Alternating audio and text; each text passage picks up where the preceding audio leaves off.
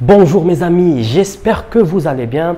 C'est Monsieur Mounir Cheboua, votre prof de français depuis 2011 qui vous accompagnera cette année durant toute l'année scolaire. Aujourd'hui dans cette vidéo, je vais vous présenter le programme du projet numéro 1, texte et documents d'histoire. Alors texte et documents d'histoire, ce sont des textes qui seront proposés probablement au baccalauréat et qui traiteront des sujets divers qui touchent à tous les domaines, que ce soit domaine culturel, économique, financier, médical, n'importe quel domaine, sportif, football par exemple, et bien sûr la guerre.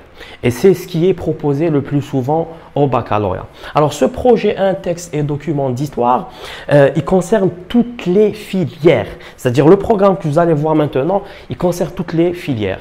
Toutes les filières, je dis bien toutes les filières. Donc, ce projet numéro 1, il est tout le temps proposé au baccalauréat. Si vous avez un sujet de baccalauréat, le sujet numéro 1 ou bien le sujet numéro 2, vous aurez deux sujets. L'un des deux sujets traitera un texte et document d'histoire. Ça, c'est quasi officiel. Je peux vous dire à 100%, il y aura un texte sur l'histoire. Voilà. Maintenant, je vais vous parler de la séquence que vous aurez à traiter si Dieu le veut. Donc, la séquence de ce projet, c'est introduire des commentaires ou bien un commentaire ou bien un témoignage dans un récit d'histoire. C'est-à-dire que l'auteur, il va intervenir à travers un commentaire ou bien il va rapporter les paroles d'un témoignage. Nous y reviendrons dans d'autres vidéos. D'accord? Alors, je vais vous présenter maintenant le programme officiel. D'accord? Il y a le programme officiel et il y a des leçons qui ne seront jamais traitées dans le programme, mais qui seront probablement, certainement proposées au baccalauréat dans les questions. Donc, on y reviendra dans une autre vidéo. Ce que je vais vous présenter là, c'est le programme officiel. Donc, dans le programme officiel, nous avons la première liste que vous êtes en train d'observer. Vous avez les visées communicatives. Les visées communicatives, c'est quoi? On peut trouver une visée à travers cette question. Pourquoi l'auteur a écrit ce texte? Quand je réponds à cette question, je trouverai la visée communicative. Quel est le but, quelle est l'intention de l'auteur en écrivant ce texte? C'est une leçon, je vais dire à 100%, ça sera officiellement proposé au baccalauréat. Et vous allez voir ce que je suis en train de dire. Vous pouvez vous-même vérifier sur les sujets du baccalauréat. Dans les sujets du baccalauréat, vous allez retrouver cette question pratiquement chaque année proposée. Même si elle n'est pas proposée pour une filière, vous allez la retrouver dans une autre filière.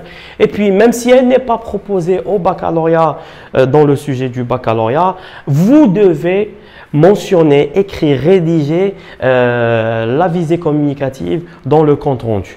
Là, je suis en train de vous présenter le programme. Après, on va détailler toutes ces leçons dans des vidéos. Pour chaque leçon, il y aura une leçon, une vidéo avec un exemple un exemple du bac pour chaque leçon. D'accord? Donc, les visées communicatives, ça c'est officiel au bac.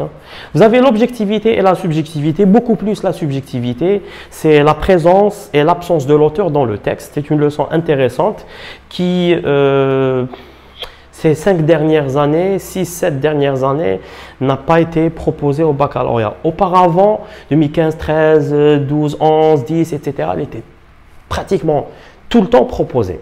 Mais là, ça fait un petit moment quand même qu'elle n'est pas proposée. Vous avez le champ lexical. Le champ lexical, c'est une leçon qui est très importante. C'est le vocabulaire qui vous permettra de comprendre un texte d'histoire. D'accord? Et c'est une question qui est pratiquement tout le temps proposée. Donc, il faut s'attendre à ce que cette question soit proposée au baccalauréat. Vous avez l'identification de l'auteur. Est-ce que l'auteur est un témoin, est un journaliste, est un narrateur, etc. Donc, c'est une leçon qui est aussi très souvent proposée au baccalauréat. Ou plutôt une question en relation avec cette leçon qui est proposée au baccalauréat. Donc, la première liste parle ou bien traite les leçons de compréhension. Nous allons voir maintenant la deuxième liste. La deuxième liste, elle concerne la partie grammaire. J'entends souvent dire, ou bien je lis souvent, que la grammaire n'existe pas au bac. Vous allez voir quand on fera ces leçons, je vais vous donner, pour chaque leçon, je vais vous donner quand est-ce que cette question a été posée, comment elle a été posée de manière directe ou bien de manière indirecte. Vous allez voir que la grammaire, elle est très importante au baccalauréat. Souvent les gens, bien les candidats du baccalauréat, la question de grammaire ou bien les leçons de grammaire sont les néglige. Voilà. Donc, vous avez le discours direct et indirect, vous avez la voix passive et vous avez le passé simple et le présent historique. Alors, en ce qui concerne le discours direct et indirect, ce n'est pas une leçon qui est très souvent proposée au baccalauréat. Je peux vous dire entre 2012 jusqu'à 2022, cette leçon a été proposée 2-3 fois maximum au baccalauréat. Cette leçon, elle est beaucoup plus destinée aux langues, beaucoup plus langues, lettres et philo. Elle est abordée en classe pour les filières communes, scientifiques, gestion, économie et maths, pour travailler, pour préparer le compte rendu. Vous avez la voix passive. La voix passive, c'est une leçon qui a été souvent proposée au baccalauréat. 6 à 7 fois, normalement, les 10 dernières années. Vous avez le passé simple et le présent historique.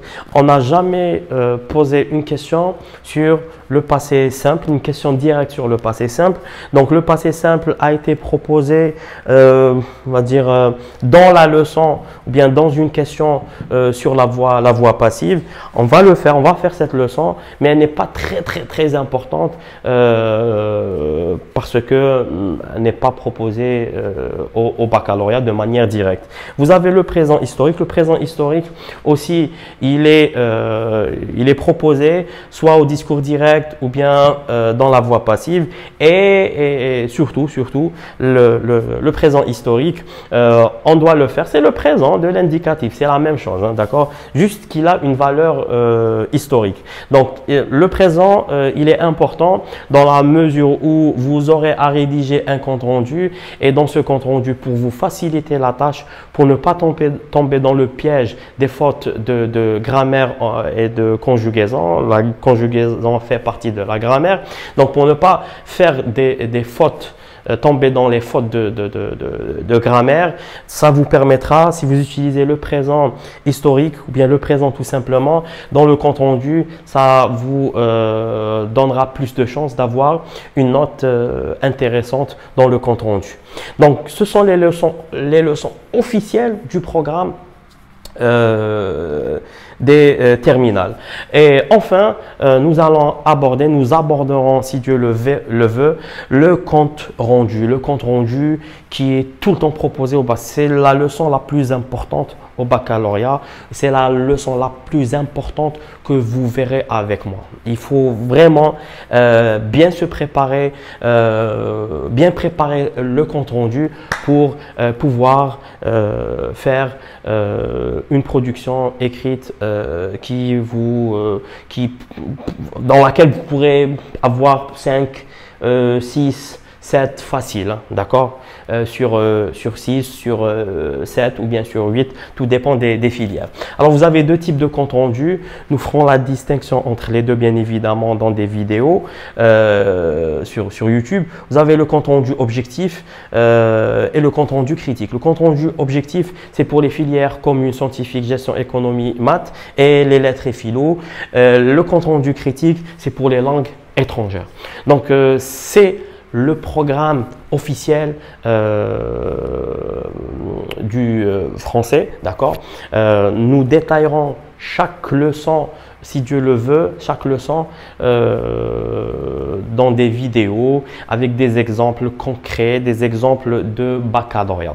Alors, quelles sont les leçons, les leçons les plus importantes au bac dans ce programme que vous voyez? Alors, je vais vous dire les visées communicatives, je vais vous dire le champ lexical, l'identification de l'auteur. Ce sont des leçons qu'il faut avaler, comme on dit. Il faut vraiment se concentrer sur ces leçons-là.